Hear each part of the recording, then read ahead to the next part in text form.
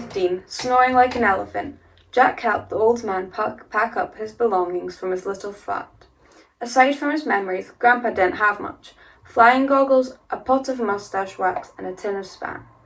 Then they walked a short distance to Grandpa's new quarters. As soon as they were up the stairs in the boys' bedroom, the pair were playing World War II pilots. They were meant to have been in bed hours ago. However, together they took to the skies. Grandpa in his beloved Spitfire and Jack in his speedy Hurricane. Up and away, they cried as they battled the mighty Luftwaffe. They made such a racket, they were in danger of waking up the whole street. For a moment, Jack didn't care that he had no close friends to invite to stay over. This was the best sleepover ever. Just as the pair of flying aces were bringing their imaginary planes into land, Mum thumped on the bedroom door. She shouted, "I said, lights out!" "I do wish that blasted char lady would keep it down," said Grandpa. "I heard that," came the woman's voice from the other side of the door. After a game of cards in the officers' mess by torchlight, the old man made his way over to the bedroom window. He looked up at the empty sky. Only a faint sprinkling of stars could be seen twinkling through the dark. "What are you doing, sir?" asked the boy. "I am listening for enemy aircraft, old boy." "Can you hear any?" said Jack excitedly. He was now sat cross-legged on the top bunk, his model planes dangling around his head. "Shh," shushed Grandpa. "Sometimes the Luftwaffe pilots switch off their engines and just let the planes glide. The enemy chief weapon is a surprise. All that gives them away is the sound of the wind whistling past the wings. Listen." Jack cleared his mind of thought and concentrated hard on listening.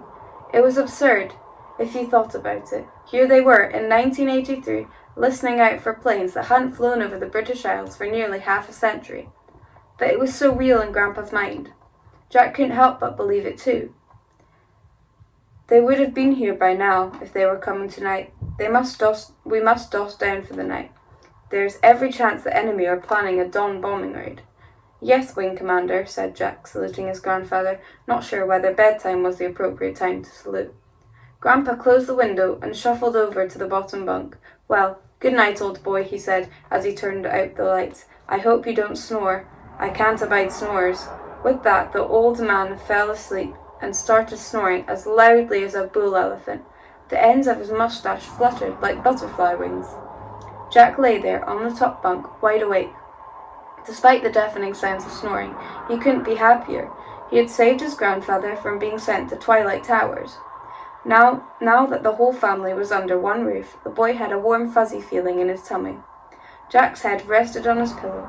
Underneath it, he had hidden the key to his room. The boy had promised his parents that the old man wouldn't go walkies in the middle of the night again. So while Grandpa was looking the other way, he had locked the bedroom door. The boy stared up at his model planes, spinning in the dark. If only they were real, he thought. Jack closed his eyes and began imagining he was in the cockpit of a World War II fighter plane, flying high above the clouds. Before long, he was fast asleep.